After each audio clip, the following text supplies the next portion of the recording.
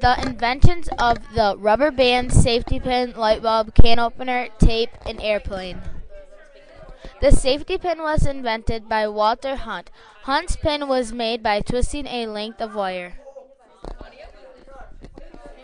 Sir Joseph Wilson Swan was determined to make a long-lasting electric light. He found that the carbon paper worked well but burns up quickly.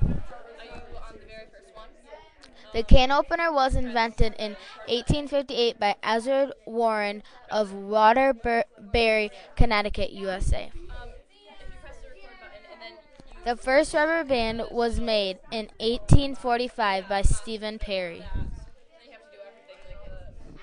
The first tape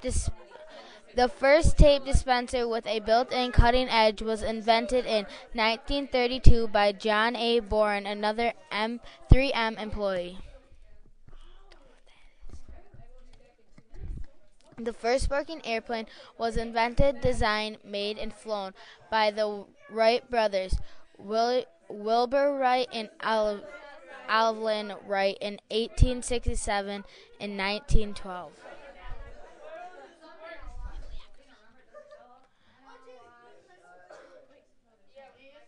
The end.